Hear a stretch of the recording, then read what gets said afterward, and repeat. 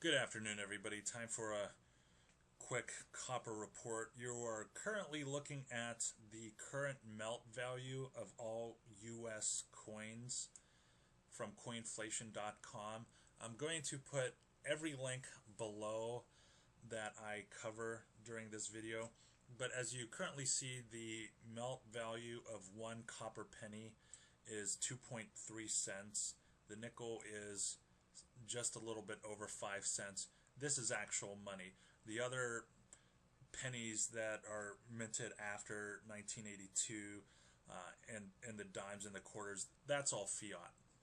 So I'm bringing this up because JP Morgan, as some of you may or may not know, you either know this or you don't because you were running to Walmart grabbing all the guns as possible before Obama signs an executive order to confiscate everything. The Securities and Exchange Commission approved the first exchange-traded fund in the United States that would allow investors to buy copper, despite the complaints from some manufacturers and merchants that such a fund will make the metal more scarce. And these manufacturers and merchants are 100% correct. Now, quickly, I know this is about copper, but I'm going to show you the silver chart, and there's a reason for it. You can see that over the last week, which I covered in one of my other videos, the price of silver has been hammered and manipulated down. Now, when it comes to a copper ETF, they are going to do the exact opposite. They are going to jack the price of copper up. Because copper is not money, it is a base metal. Silver and gold historically has been money. So you should not be surprised in the next 3 to 5 years if you see the price of copper and one copper penny actually be worth a value of somewhere around 5 cents. I see that coming. Now, also something that happened within the last week or so, the U.S. Mint has finally issued its report on alternative coin materials. And pretty much what this article says is that they're going to need a lot more time and a lot more money to do more research, because all of these test strikes that you could see right here did not pass the test. Now, if you know, Canada has gotten rid of its copper penny. Now, there's a congressman out there. His name is Steve Stivers. He at one time was actually my congressman. He's not anymore, thank God. But he, late last year, put in a bill to put in alternative metals and alloys to debase the coins even more.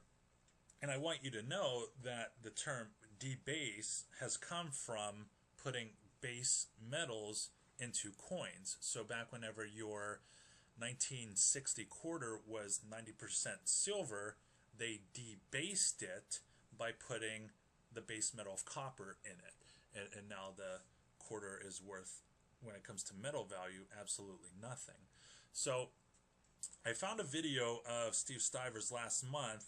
He was doing an opening statement talking about how we need to invest in finding ways to put cheaper metal into the coins. And he actually seems pretty proud of himself in this video.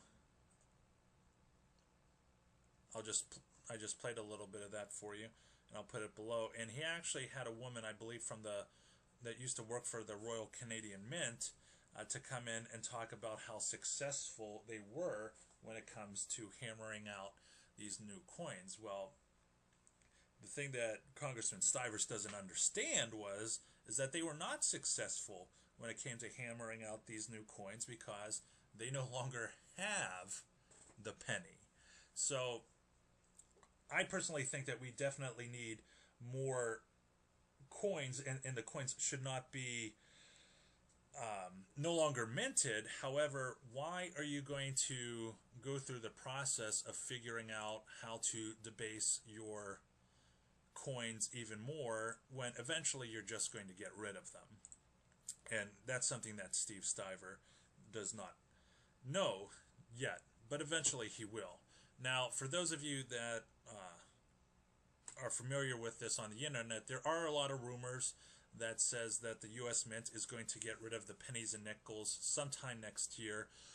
This may or may not be true. There's two websites right here that are reporting this. I personally believe that once the debt bubble pops and the economy collapses, that is when they are just going to get rid of the penny and nickel, and that will be just around the time that they release the new $100 bill.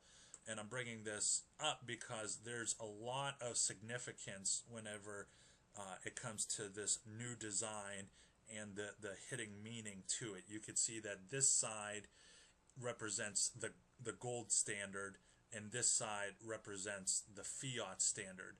The Treasury Secretary's signature is now moved to the left, and you see the Federal Reserve name right there, and you see United States of America there. So you could spend your own time checking into the hitting meanings, but I personally believe that everything's going to happen at once, and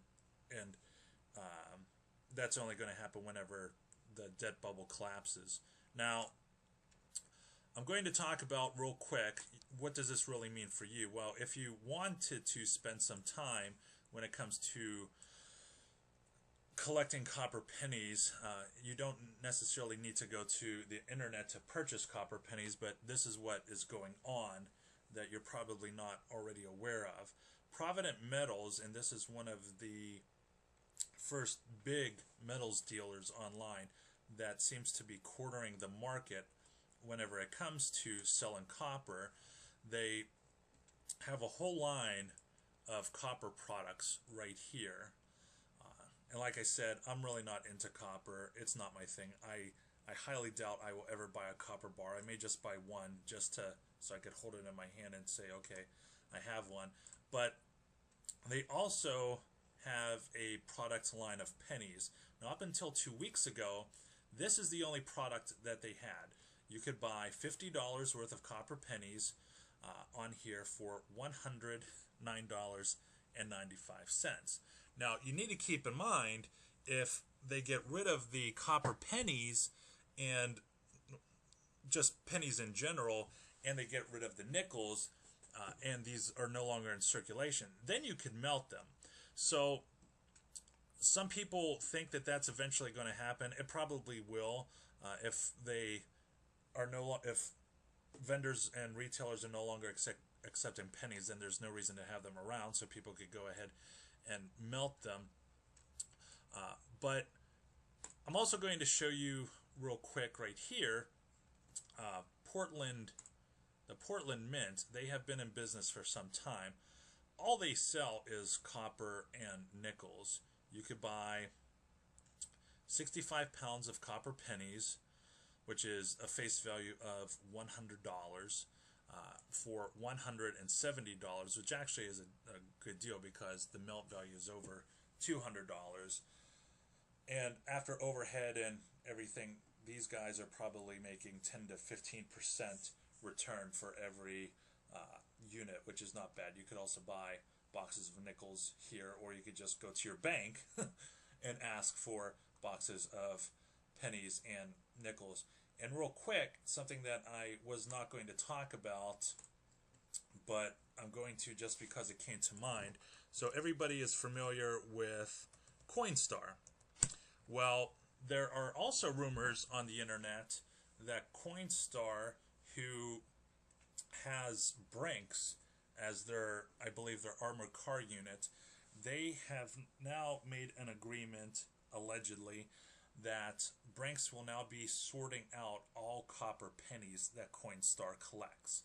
There's also a rumor going on around the internet where a entity of some sort, whether it's a corporation or a group of people, have contracted with Brinks to sort $5 million worth of copper pennies. Now, keep in mind, if copper pennies are no longer in circulation a few years from now and you're able to melt them, and then you have JP Morgan jacking up the price, double and tripling the price, of copper, you can see that there is definitely a lot of money to be made.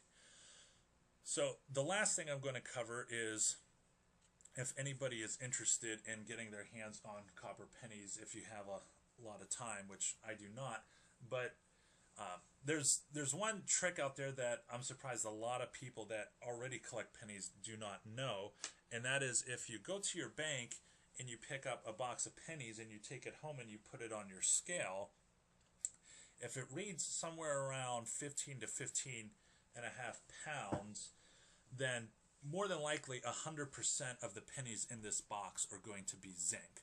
Now typically, if you get a box of pennies, 15 to 20% of the pennies in this box are still copper. So there is money to be made if that's something that you want to do. That's something that I only spent maybe a month doing, and then I got very busy and I lost interest. But if you have a box of pennies that weighs somewhere around 17 pounds to 17 and a half pounds, then more than likely 100% of that box is copper.